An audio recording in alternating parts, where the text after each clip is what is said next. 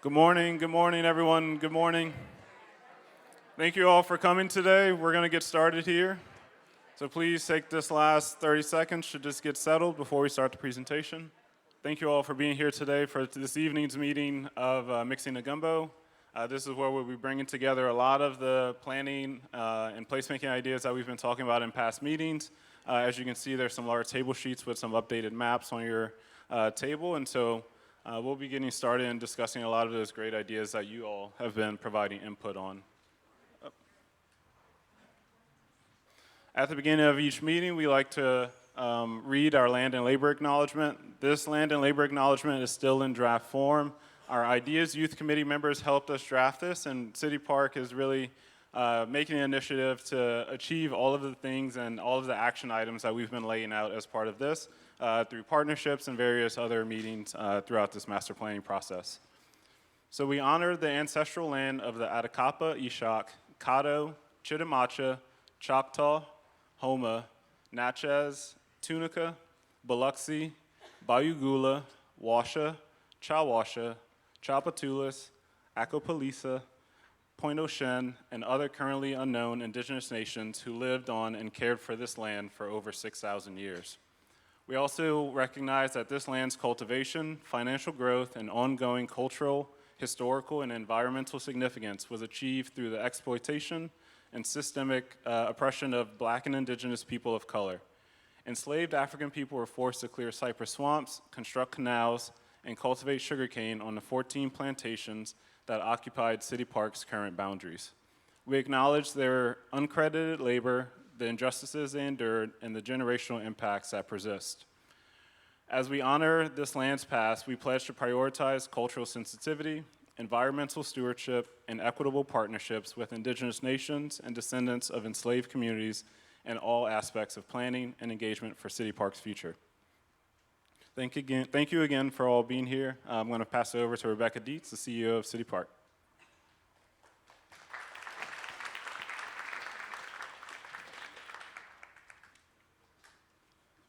All right. Good afternoon. Is it afternoon yet? Yes. Good afternoon, everyone. Thank you all for being here today. My heart is so happy seeing so many people here in support of City Park. Oh, good. Some things. I'm here. I have a few housekeeping notes to start.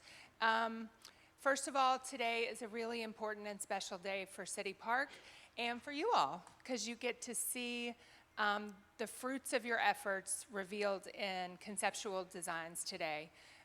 We've been doing a lot of listening, and hopefully what you see today will reflect what you have been telling us, what you want to see in the park and what you want to see for its future. Oh, I left out the most important housekeeping note. The restrooms are behind me, right past that screen.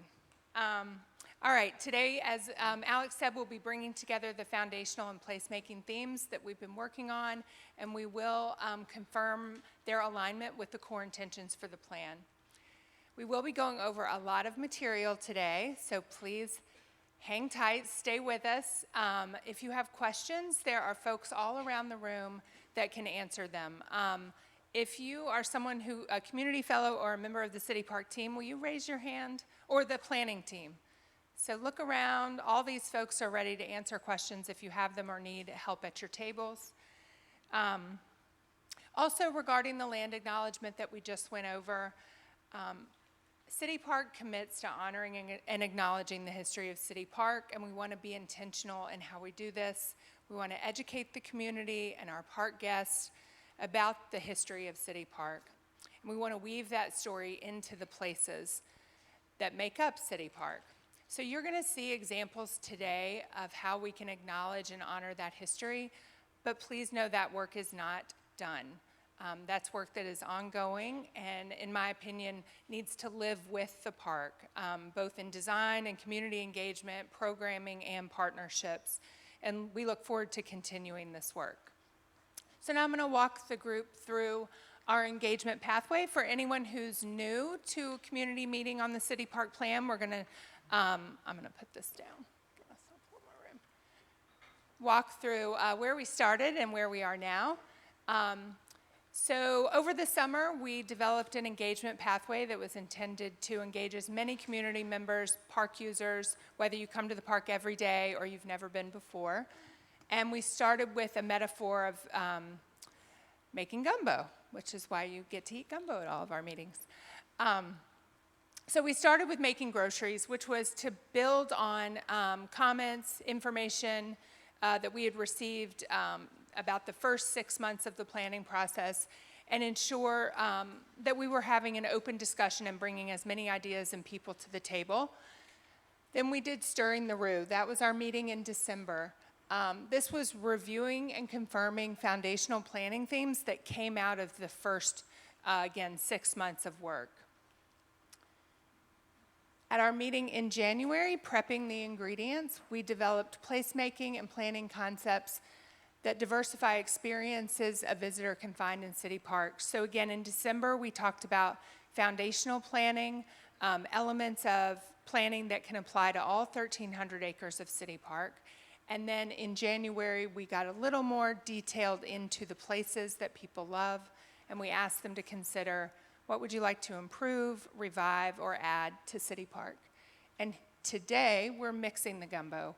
We're bringing foundational and placemaking concepts together, and we're actually showing conceptual designs. The last meeting will be held on June 25th, and this is taste testing the gumbo. This is, again, review the proposed plan, ensure that what we hear at this meeting gets incorporated into the next version of the plan, and also to start a conversation about programming within the park, also give you all a little more information on what our sub-consultants have been doing. So again, kind of wrapping the whole thing together. So where we started is we have recurring community feedback that we've heard over surveys, the first set of meetings that we did, meeting with park user groups, and I'll just highlight a few of these. Enhance and expand nature areas and improve maintenance practices, expand athletic fields and sport opportunities, acknowledge and share the city park's history, expand and connect biking and walking networks, bridges over waterways and lagoons, address the health of the waterways and improve ecological functions, add bathrooms, water fountains, provide visitor support amenities and opportunities for visitors of all ages and abilities to have fun and learn in City Park. So as we received our initial set of feedback, again, for those of you who've been with us the whole time, when we started with foundational planning concepts, what we heard the most were things that I believe a park should already provide. You probably shouldn't need a plan to tell you to have restrooms and wayfinding and shade. So we decided to put those into a bucket called the givens. So in any project we do at City Park, and frankly, even if we don't start a project, these are the givens that you should expect from a park of this size and a park that has so much impact in the community. So once we established the givens, I think we invited the community to think bigger about what else they would like to see. If you knew the drinking fountain worked, what else would you ask for? And we also confirmed the core intentions of the City Park Plan. Again, these are the intentions we're going to be measuring the plan against today. Did we accomplish what we set out to in the core intentions? A unified and welcoming park arrival experience, safe and accessible and convenient park, promoting landscape health, respecting the history and cultural uses of the park, creating fun and enriching activities, and balancing the park's budget and affordability. This is a recap of what the placemaking approach looked like from the last meeting, where we asked the community to tell us, what would you like to improve, what would you like to revive, and what would you like to add?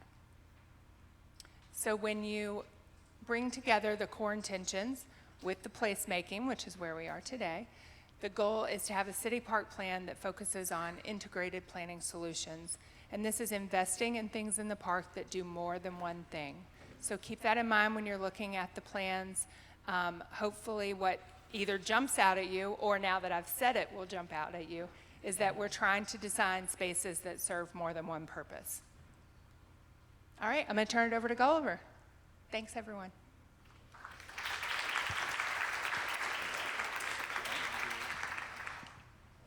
Hi, everyone. Great to see you again. I say that in a global way because it's just been overwhelming how much interaction and feedback we get, and that's so important. It's actually more than many projects we've worked on.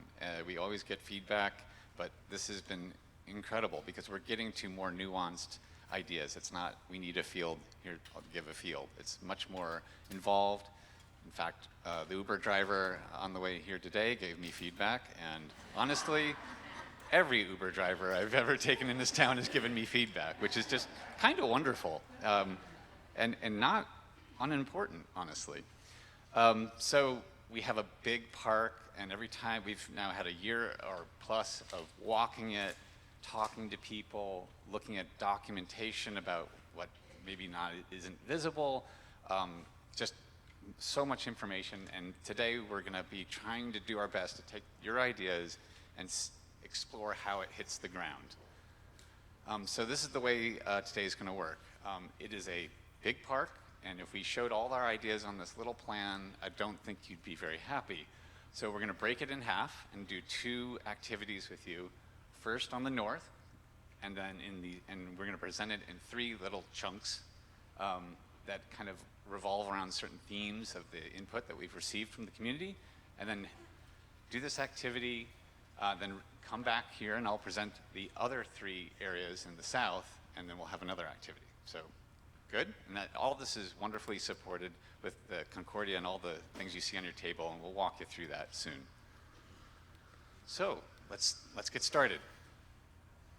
So, Zone 1, the kind of northern areas which probably people associate with a lot of trees, a lot of lagoons, a lot of nature, and we've heard very loud and clear how important that is to this community. However, it's a little anemic on the visitor support. Like some people don't even know the extent of where the park starts and ends, and that starts with signage, but it's also things like the givens. You know, how do I see activity that seems like a park? Is there a restroom? Something that's offering convenience and orientation. More family-oriented activities we've heard a lot about.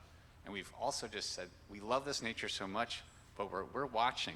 We see the maintenance practices, we see things going away. How could this be just really the best version of a nature park in the city?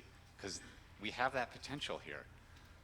And then what ties this all together? There are some really wonderful spaces here, but there's just not enough connectivity. This is one of the top comments throughout the community is like, we need more access, more things to explore, because there's a lot here, hundreds and hundreds of acres. So as we have been moving along through this process, we've tried to organize the community's ideas into these 3 categories, and you'll see a color coding throughout the presentation of places that you love already, but could use some improvement, right? And then places or things that we need to revive that have been kind of lost or forgotten. What could come back to the park? That, there's a lot of memory in this room and in the community that can help with that. And then also looking outside the park, there are opportunities to bring more people here. What could we add that would make this park even more important to the community? Okay, so this is a view hovering over the park, looking south, Nursery Island, Katuri Forest, Scout Island, Wisner Tract. And what we want to point out here is these have separate names, and they are very much separated, right? It's cut up. And that is Harrison and Diagonal, which is marked by a big turnaround. Or circular, and what we're looking to do is a first big move is disconnect that. Let Harrison move through here, have places for people to park and enter into the park off of that. Let Diagonal be its own destination, and we're going to put something really interesting at the end of that we want to show you. And what that does is allow for a city park nature area of 165 acres that can be better connected and allow for all sorts of outdoor activities, walking, running, biking, that takes this wonderful environment and really makes it far more accessible, and you can just keep going, including a bridge crossing over Harrison, so that it really is a symbol of this is one big park here for everyone. Okay, the animation is to help with orientation, to not confuse you all. Again, we're just trying to really make this very visible to you all. So looking at, as an example, Scout Island, an old field has gone to seed, but this really could be a really interesting way to bring a landscape type that's not in the city, but also really hard to find in Louisiana, the Cajun Prairie, and there's a tremendous opportunity. It does all sorts of great things in terms of habitat, but it also is great to like introduce people, city dwellers and young kids, that this is a landscape type that's part of Louisiana. We would continue, of course, to develop one of the most precious assets of this park, which is the water systems. And all of these riparian edges and shorelines, it's an amazing asset to have that was man-made here, right? Like this was made, this was constructed. People dug these out and formed this, and that's an incredibly powerful piece of history, and it's still changing, and we could make the best of this. Wet meadow landscapes, cypress groves, which are here today, both of those are really important in terms of augmenting the blue infrastructure function of this park to the rest of the city. As you know, I don't need to explain this, absorbing water and keeping it here is important. And then this area, beneath all of this land, are old formations of what was called the Pine Isles, which were sandy deposits where pine trees would grow. We have some information that suggests where that exists below the ground, and we can cultivate a whole, pine savanna landscape in that. So all of this is say, we can unify all this land and create this incredibly rich tapestry of native Louisiana landscapes together. But we can also anchor all sorts of new kind of activities. For instance, going to Laborde Mountain, climbing up to this mountain. I know that's a big mountain for, for New Orleans, but we can also make it the experience of arriving and having some kind of unexpected fun things to do, like an embankment slide that slides you down into the clearing, which could be a lot of fun. People would like really, it's like a reward for making the hike. We think that especially this inner lagoon between Scout Island and the Diagonal is so wonderfully scaled that it could be a wonderful opportunity for nature play, for kids to not just have the options of plastic play equipment in the city, but actually go out there and break some sticks, run around, and really be in nature. When we pull Diagonal away from Harrison, we actually reveal an area of live oaks that are on higher ground that are incredibly beautiful. And if we take out the roads in that context, this could be a wonderful anchor for, again, a discovery play area that would be one of a kind in the city. And I think would be, again, this message of bringing kids and youth to understand the importance of nature in our lives as a city dweller. Again, all sorts of opportunities on the waterways that right now some of these feel like moats, and we're going to increase crossings and encourage interaction with the water to just see all sorts of fauna and people doing activities that could be also in the water, like kayaking and boarding there. And then stitching this together, we know we've heard this a lot, this is part of the givens, but not just signage, but really making trailheads. So improving the intersections, because a lot of these intersections to cross from Gentilly to the park are kind of dangerous for pedestrians and bikes. So fix that, and then have something right across the street that allows you to kind of land, orients you, offers some shade, some seating, and I think having that experience all the way around here, not just at that one moment, but places that really organize people for this experience is important. Tying this all together, and again, this was pretty high on the list of needed givens, are trails, but not just one kind of trail. Like we've heard so many nuanced feedback about, oh, I would love to like get into the watery areas. I love being able to kind of like off-road run, all these different interest groups that really appreciate having a variety of trail types. So we're also going to focus in on this thing that I talked about briefly about at the end of Diagonal.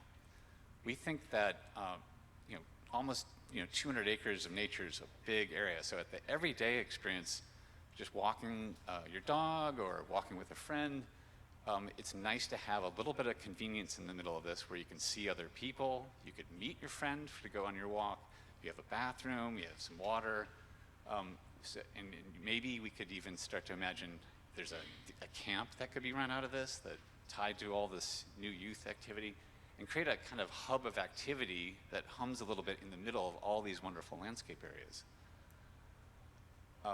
Again, critical to that would be crossings. So now Scout Island, for instance, is kind of a dead end.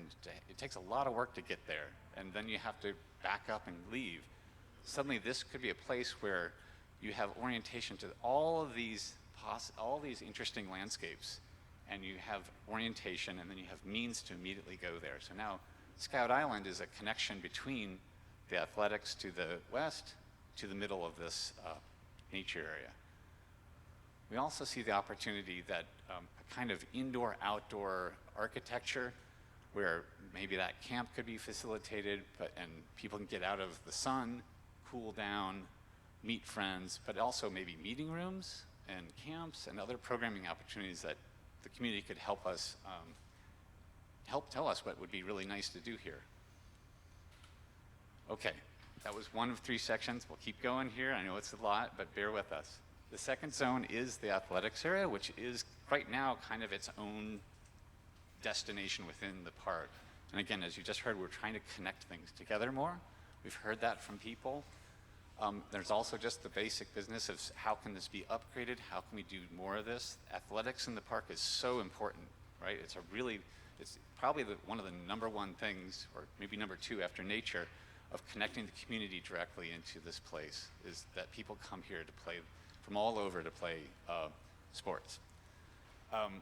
However, we do have Marconi that goes right through the middle of that and creates some kind of, at moments, some concerns about safety.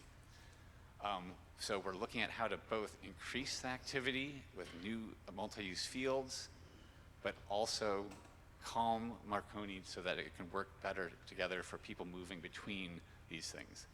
Also, is it just recreation? We think we should pepper in things that make it convenient for people. Bathrooms, some concessions, and connections to the rest of the park. Again, we've taken your comments and organized it into these 3 categories to organize and steer our hands to proposals that we hope hits the ground well for you all. The first is, again, Marconi and Magnolia. Magnolia was interrupted by development in the park and is no longer continuous as it was historically, and Marconi has become a very wide road, more so than it needs to be. So these 2 things are related, and we're seeing just this small addition of bringing back and reviving Magnolia's connection here and redistributing parking in a convenient way, so you create a lot of opportunities to park directly adjacent to tennis, soccer fields, multi-use fields along this stretch, allows that to happen on a calmed, slower park drive that it mostly exists today, and then allows us to do the following to Magnolia to make it safer. So today, you have 4 lanes, and we all know if the road is wide, you feel a little more comfortable going faster, and you just don't need 4 travel lanes for the traffic that this road endures. So we're proposing that the western edge of it become a parallel parking space because we just need more parking, especially as we imagine this park being more successful. And then we have a one-way travel lane in each direction. That allows us to actually bring in the edges of the road in a few feet, but also, which all of that helps to slow people down because the road feels less wide. And it's not a vital thing for city traffic, but it allows us to then also add a lot of safe crossings across from all those parking lots.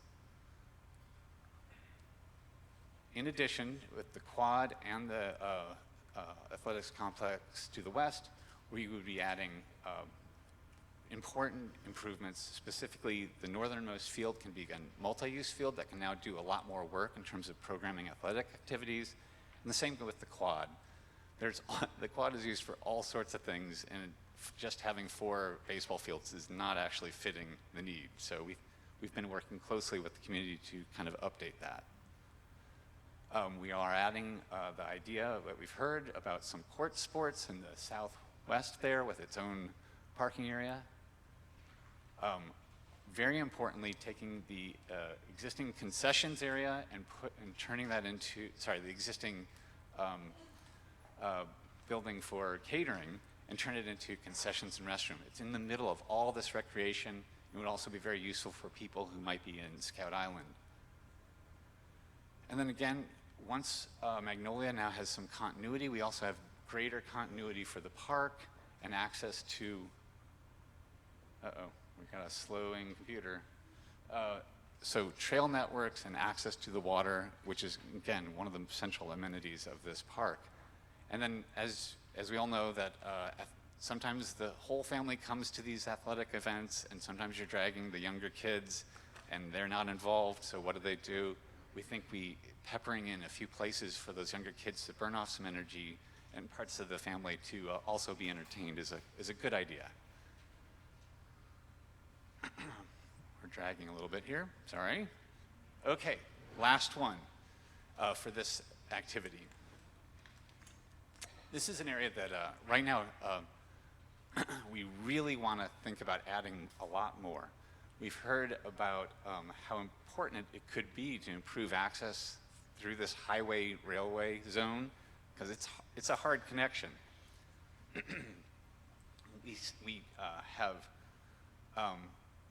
We hearing about just the need in general for more outdoor activities. This site could be a tremendous opportunity to put more here.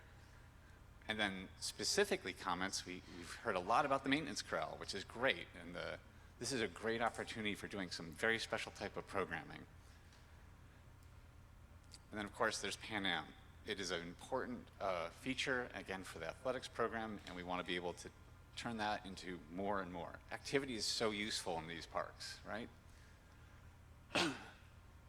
So in this plan, we've rotated it here. So the area between the train line and Palm is an area that really has nothing happening much right now. And it could be a great opportunity to leverage the track area, which is just always active, thrumming with activity, and be able to turn it into what we're calling a wheel park. So it's scooters, bikes, BMX, and skateboarding could all be accommodated in a kind of track thing that goes through a new landscape. Paired with that, there are all these wonderful live oaks there to create these shaded rooms.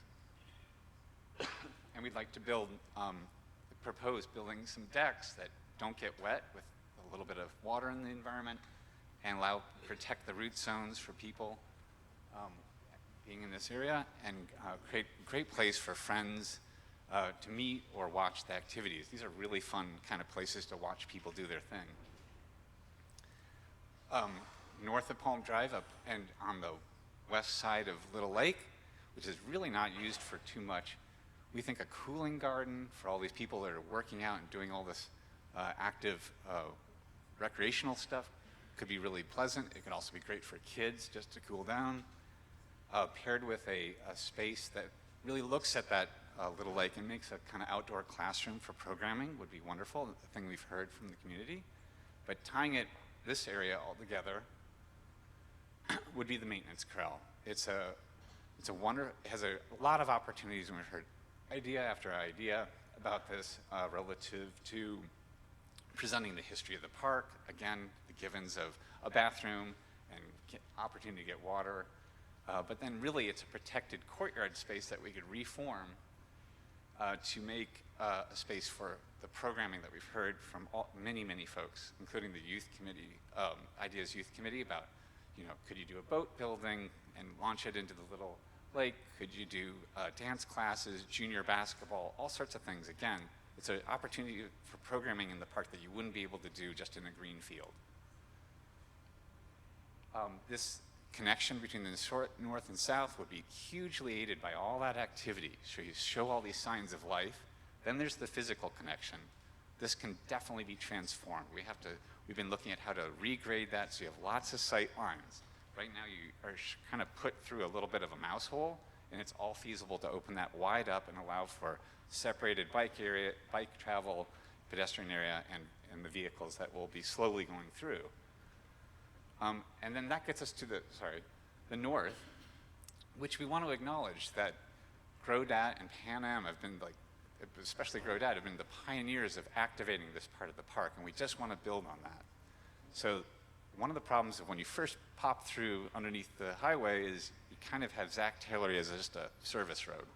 And we want to try to bring in that lagoon experience as close as possible. So we're looking at how to cut areas to make the water garden and augment the blue infrastructure function of the park and the lagoons further, and then use that cut to pile it up into some hills that blocks out the sound and noise of 610, because it's great at that location and it's not helping the park experience. And further with that, Phil, we think that making a kind of hill something to go to, like everyone talked about Laborde Mountain, we think we could do something not quite as big, but something that elevates you and starts to give you this wonderful visual purchase over the lagoons, and just introduce a lot of excitement about seeing that part of the park, introducing you to the north, and just a great place to hang out. So east of Grodat, we want to, maybe some of you heard us talk about the parking gardens. These are about making parking lots that are not irresponsible. They take care of their own stormwater. There's shaded spaces. There's opportunities for photovoltaics, so they can demonstrate how a parking lot should be done in a park appropriately. And there's a wonderful kind of depressional area that unifies Grodat and this site, so that could work out well. This parking lot would replace the kind of parking for staff at Grodat closer, hopefully, and to their operations, but also importantly, it's used for the Pan Am facility, and especially how we want to add recreational activity to that, including a multi-use field for practices. When you do competitions, it's really important to have some areas for the visiting team to prepare, or marching band practices. It just really helps us deal with a lot of the program that is being asked for from the athletics community. Associated with that, the old golf club house could be repurposed and used again for a touch point of bathroom water, drinks, and maybe some program that would support the recreational activities, like some gym. And maybe add some further sports courts, just to create a lot of activity here. With all of this going on with this, we could turn this into a more coherent picture of people occupying this corner of the park. And then you have the flyover. This is the only opportunity where the park has a direct connection to Bayou St. John. And maybe we could have this opportunity to make boat activity and access to both the water, but also a fork, if the slide shows up, a fork that ties back into the larger trail network that goes all the way north. Wow, okay. All of this, if you add everything I've described to the south and to the north, the Grodat and Pan Am as it is today, and make a wonderful hub of activity, that is doing more, or as much or even more than just making a better physical connection between the north-south, is to have it be animated by all this activity. So the idea of really engaging a demographic of park users that's often very hard to get, teenagers and young adults, and concentrating it in a place that really helps breathe life into a part of the park that does not feel like you're welcome, I think is a very important concept. And our thought to put it here, with all the ideas that you have provided, hopefully could add to a much more successful trajectory of how to grow the park into the north. Okay, thank you for all of that. I know that's a lot. We're now going to move to the activity. Thank you, Gulliver. It's a lot. It's good, though. Before Alex comes up, I did want to highlight, because this came up in a staff meeting we had yesterday. When you look at your maps, you're going to see a lot of tan and green lines. The tan is a walking path, and the green is a bike path. So that just helps kind of orient what those paths are intended to do. Okay? All right. So now we're going to have a chance to talk about a lot of the integrated solutions and ideas that Gulliver just presented in that presentation. So before we get started with today's activity, I'm just going to give you a quick rundown of what you have at the table. So as we mentioned earlier, we'll be doing today's meeting in 2 sections. So right now we just went over the north section, and so you have a large table sheet on your table that features all of the ideas that we talked about today in the north section. And under that, after the next 15-20 minutes, you'll have one for the south section that you can follow along with. Also in your 11 by 17, on the back half, you have the activity instructions, so you can follow along as I run through this really quickly. We'll be having a 15-20 minute open discussion about the opportunities and successes that we just presented during today's presentation. So really think about how those ideas address the core intentions, because at the end of it all, you'll be ranking how well this section addresses the core intentions. And so that's on your 8.5 by 11 sheet inside your packet. That sheet is the only sheet that we want to keep, because that's the only way that we're able to maintain or capture all of your feedback today. Feel free to take the 11 by 17, recycle it, share it with your friends. But the 8.5 by 11 is the one that we really want to keep today. So today's discussion, like I mentioned, is about opportunities, where the things that we presented we can improve on a little bit further, versus successes where you think, we're really hitting the nail on the head about some of these proposed ideas. And so at the end of the discussion, we're just going to do a quick ranking, 1 through 5, very successful or not successful. And so these are just a few questions to consider as your group has a discussion about the integrated planning ideas that we have before you. So does it feel welcoming and unified? Is it safe and accessible? How does it support landscape health and biodiversity? How does it support the park's history and cultural uses? How can this area be fun, healthy, and enriching for all ages? And is it financially sustainable and affordable for the park's future?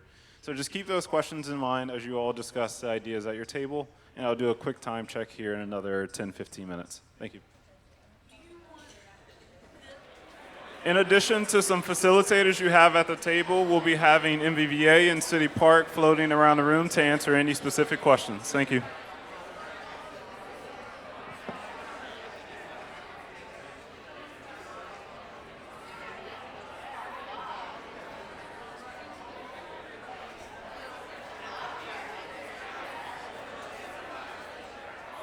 Okay, you all, we have about 5 more minutes as part of this section's discussion. Please take these last 5 minutes to write down any ideas, any questions that your table has, and also just refer to the 8.5 by 11 ranking sheet before we move on to the next section. Thank you.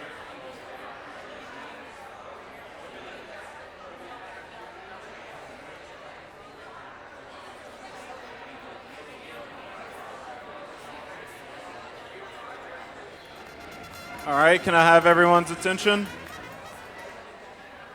Please take these last 30 seconds to a minute to fill out your 8.5 by 11 ranking sheet. During this time, before we move on to the south section, I encourage your table to flip the sheets. So grab the south sheet from underneath and put it on top so that you can follow along during this next presentation. And once again, if there's any unanswered questions, please feel free to write them down on the 8.5 by 11. We'll be collecting all of this data and feedback and incorporating it into our next meeting in June. So please just take this next 30 seconds to get settled and flip over the sheets, and we'll get started with the next portion of the activity. Hi, everyone. Sorry to interrupt your work. We've heard a lot of questions. You can't hear me. Get closer to the mic is a good advice. Real quick, we've heard from some of the tables that the last core intention is a little hard to rate because we haven't told you how things are going to be paid for or affordable or feasible. So I thought it would be helpful for this group to know that part of the master plan work that's going on, what you all see in front of you is the product of a lot of design work. What's not in front of you are the behind-the-scenes consultants who are working with us on market studies, feasibility assessments, a costing analysis. So all of that will be supplied in the final plan and will help inform both phasing of projects, whether some things may have to stay in, be modified because of pricing. So if it's helpful to grade that, knowing that those consultants are working on it, please use that information. If you don't feel comfortable grading it until you see what the consultants have given back to us, that's fine too. That's a good answer. I hope that's helpful. Okay, and also, from here on out, we're going to hold the mic this close. Correct? Gulliver? You got it? All right. Actually, I want to add a little bit onto the whole costing thing, just because when you work in landscape, it's always important to make any investment do more than one thing. So yes, we're working on the costing, but also in the ideas you see here, reviving old structures instead of the cost of building a new one, trying to co-locate things and make parking lots, which are actually expensive, a little more effective. Again, that's all part of our thinking, but we'll explain that further in the next meeting. Okay, are you ready for some more? Activity B, we're looking to the south. Here we go. So, comments that we've heard about the area where we're first starting in Zone 4, around Tad Gormley and Roosevelt Mall, is that in general, there's all sorts of improvements that we're hearing about, food and just more walking connections, improving areas specifically around the stadium that could do more with. This all makes sense. Additionally, revive Pop Fountain, and of course Pop Fountain exists and it's used for a lot of weddings, but maybe in terms of what's publicly accessible, it could be revived and renewed. Okay, again, we've taken a lot of these comments, of which I know we're showing you like in each one of these like 5 or 6, but there's really hundreds, and so we condensed them into these efforts of improve, revive, and add, which I'm going to walk through right now. So, looking at this plan, Marconi at the top is an important bikeway and trail, and then you have Henry Thomas and a little fragment up there at the north of 610, where that can be considered, I guess, bike-friendly roadways, in that it's not part of an active city traffic flow, but rather internal park movements. But everything in between is there's actually 3 roads in there, and there's a lot of people driving through the park at speeds that are probably not appropriate. So one of the things we're trying to do is kind of transform roads into multi-use trails and break through some of these, I'll call them like they're big objects sitting in the park landscape. The amusement park is wonderful. This botanic garden is wonderful. But if we could actually connect the Great Lawn to this area in the north, that would be really powerful for being able to connect park activities and make use of all this green space that feels a little inaccessible right now around the stadium, and it's really just cars moving up and down the Roosevelt Mall, some walking. So this whole idea of being able to, off of Marconi, off of Victory, just being able to find ways to shortcut on a bike or as a pedestrian to the park areas to the north is potentially a really big transformation through just a few small strategic changes. Specifically on Ted Gormley, all sorts of comments about how to improve this. We are actually, if we're going to touch this, we also are required to get the parking out from under the undercroft of the stadium for homeland security reasons. This opens up the possibility of a space that could be wonderful for anchoring other improvements for concessions, like a planted walking garden border and a plaza that could really feature how wonderful that stadium is. That would be wonderful to pair it with improvements to bathrooms and other amenities as well. South of the stadium, a concession garden that would be really great to anchor that kind of activities that can be using the stadium, but also just as an everyday would serve very well near the amusement park, the picnic grounds, and really animating some of the green space around it. There's been a lot of requests for an amphitheater, some place for the community to express itself. There's a very underutilized baseball field at this location, and if it can be better connected and feel a little less back of house, in terms of the back of house of the stadium and the back of house of the amusement facing this, If we rearrange how we maintain that, this could become a very valuable and visible space, animated with community programming.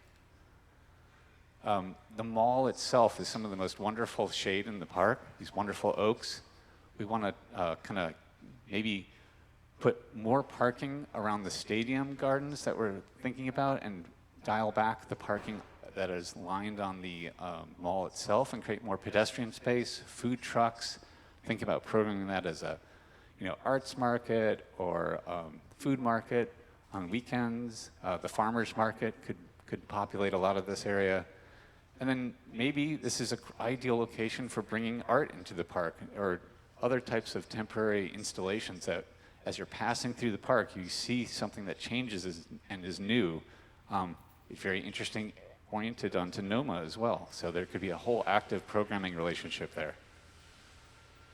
And then north of the mall, there's a lot of area, but it's kind of chopped up. And we think just opening up some flexible lawns could be really useful for folks to just have pickup games and spaces to sit in the shade of the really large live oaks that are just sitting there, underappreciated, honestly.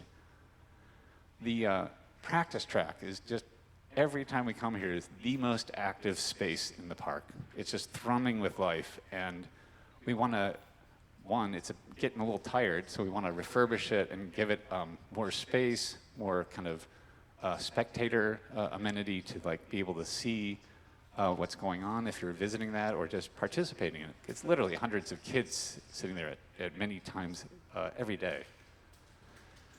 And then Pop's Fountain, it's a wonderful space as is, but there's a fence around it, and we don't get to enjoy that unless you're at the wedding, right? And so we want to think about developing the whole perimeter as a series of gardens and quiet recreational spaces that can be activated by simply having more gates, open that up at times of the day, and then close it down so it can still be a very protected and important landscape. And just make the fountain a little more accessible to people to enjoy. It's a wonderful historic monument. And then we also have to confront some tough spaces, but this was a direct request from the community about how to reanimate spaces like this with workout pods. I think activity is the key here. This could still be another vital connection between the north and south, but right now there's not a lot of sight lines into this area, and there isn't anything to really promote a longer staying activity. So we think this is a good idea, and it would really help the feel of all of this. So you can see this is a space that's a lot of civic gestures, stadiums, big malls, but it could hold so much more activity, and that's our message here. Oop. Zone 5, often referred to as the festival grounds, as I understand it. Here we didn't get so much, a lot of comments about programs or activities that could happen here. It was more about actually the landscape. You have a lot of lawn. You have a walking track that people enjoy, and one around the lake as well. But it just isn't the most fascinating landscape.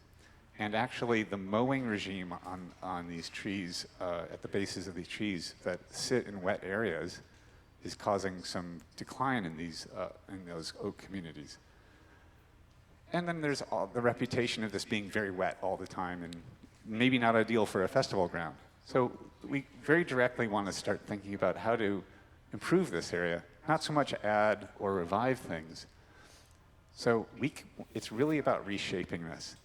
It's about making a series of lawn rooms that we can take advantage of existing high ground or even elevate a few of these by just a foot, and they'll make a really big difference.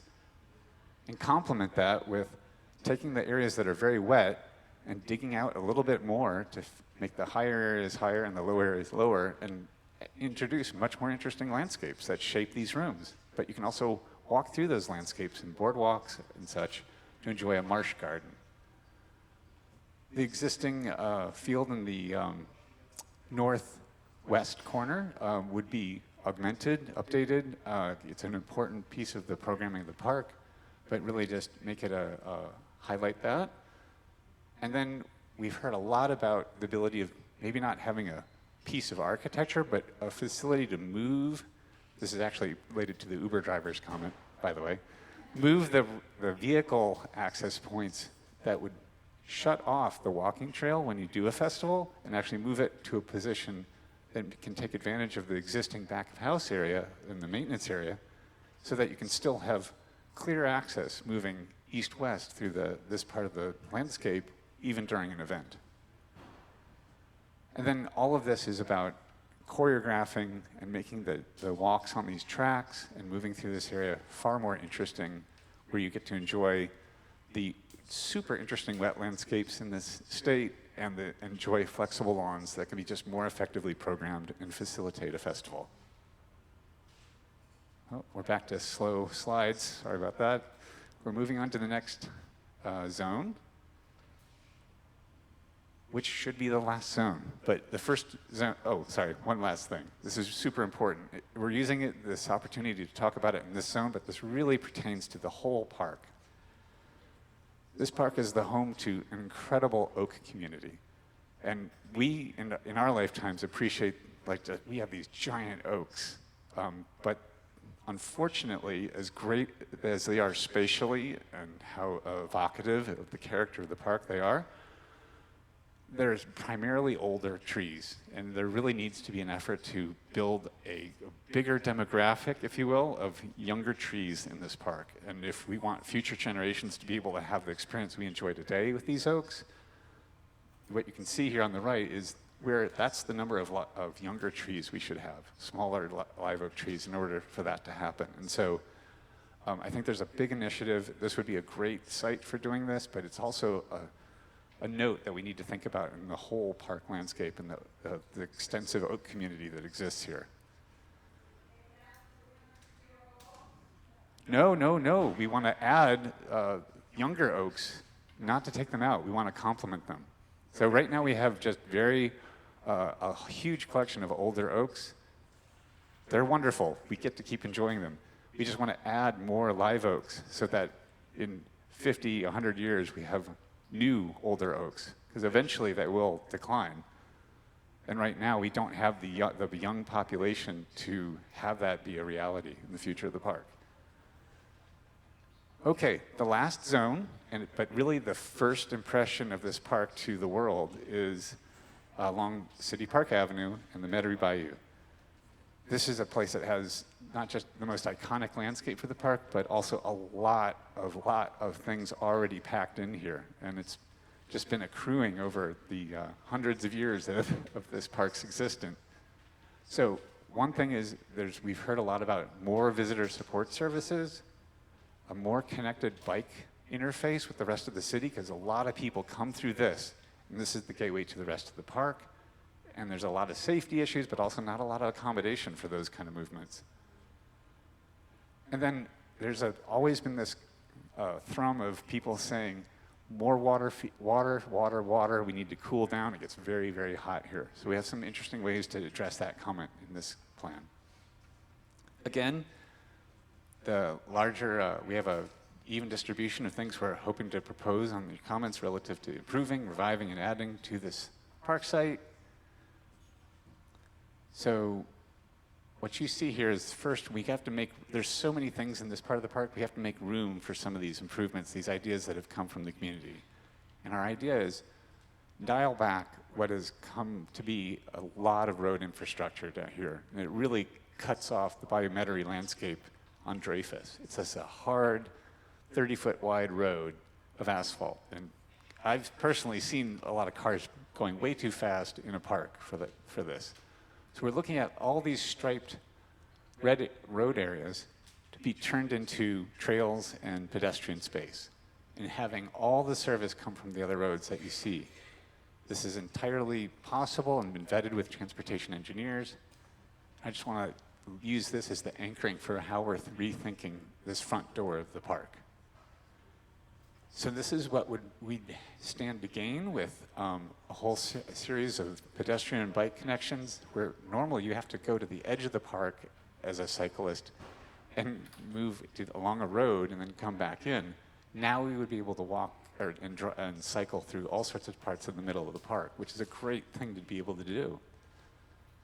And you'll notice that it crosses the bayou in two places. The idea of that is not only to make better continuity for bike connections, but also provide accessible bridges over the bayou. Because currently all of them are, while wonderfully quirky and interesting in character, they're not accessible. So we want everyone to be able to have the experience of standing over the waters of the bayou and enjoy this incredible environment. Pigeon Island is a wonderful part of this quirky landscape, and we think it's a great opportunity to both help with the congestion that happens on the road north of Café du Monde by making an, again, accessible connection to an island, and maybe allow it to be a nature play place, reviving the Pigeon Air building into something that's playfully themed for play. And then with the new roadway configuration, we think the road that's between the sculpture garden and the parking lot with the police station building could be a much better place to have a lay-by for buses. Right now, everything that happens in front of Café du Monde is pretty chaotic, and I think decongesting that a little bit and giving some more space for people to unload and land, it's great. It's a perfect place to be in the middle of everything, and you could be oriented. Maybe the idea came yesterday, maybe that police building, we can put them somewhere else, and that becomes a great orientation space so people can really get grounded and figure out where they want to do, what they want to do on their itinerary for the day in the park. You have a great lawn. I know that because it's named that way, but it's also great. Every park has a space like this, a big civic lawn where events can happen. We think we could augment that experience by being able to put an arcaded space that offers food and outdoor cafe space, maybe some indoor, something that just really helps the programming of that lawn and just people landing this as the front door to their city park experience. So on the far southwest side, we have a site which has been dominated by roadway infrastructure for years. And we think that this is really important to open the door to a new entry experience on the southwest corner of the park, one that's much more pedestrian-oriented and features the activity of the city.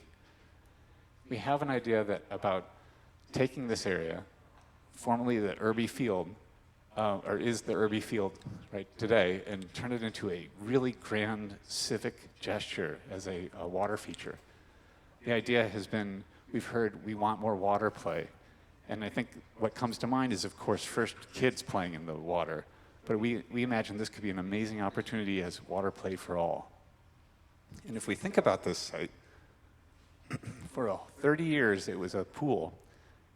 And then, unfortunately, with the racial integration legislation, it was unfortunately filled in. And for 60 years has been just a field, empty, nothing to happen. No activity featured at the front door of the park. And so this idea of bringing back a water feature that is a clear invitation to the whole city to come in, take your shoes off, walk with a friend through this little skim of water. At the evening, it reflects all the lights in the park and becomes a really romantic environment. It becomes a wonderful place to people watch.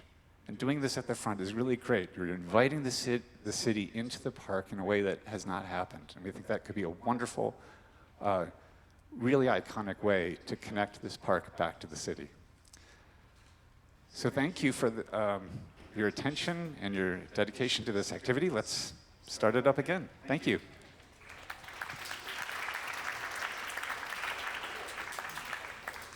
All right, we're going to do a little rinse and repeat here. So just like we did for the first section of the park, during this next, say, 15, 20 minutes, we'll be doing an open discussion around the core intentions and how well this south section achieves all of the things that we've laid out within the core intentions. So as a group, discuss all of the things that we went through today, and then before we wrap up, just make sure that you're able to do the ranking system on the core intentions. If there's any questions that we are not able to answer, please write them down as well. We'll be sure to collect that feedback and data after this. So consider, is it welcome and unifying? Is it safe, accessible, and convenient?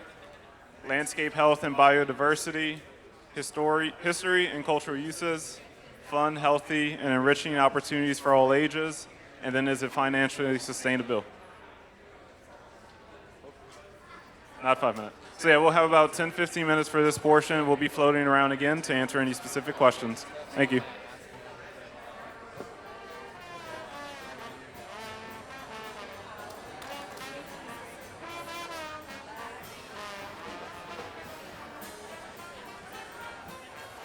All right, everyone, we have about 5 more minutes of this portion of the activity. Please, if you haven't had a chance to do so, pick up that 8.5 by 11 and think about how you plan to rank these areas. And also, if you want to do a testimonial, they'll be hanging outside for another 30 minutes after today's meeting. Thank you.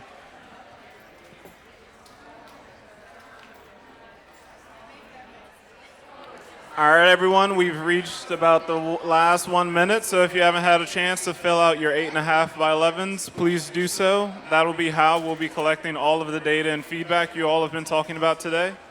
So please take this last minute to fill that sheet out. In addition, on the back, you have 3 questions, which is our after action review, and so that really helps us improve and realize, areas that we can do better in the next meeting, for the next meeting in June. So before you leave today, please fill out those 2 portions and leave them with us.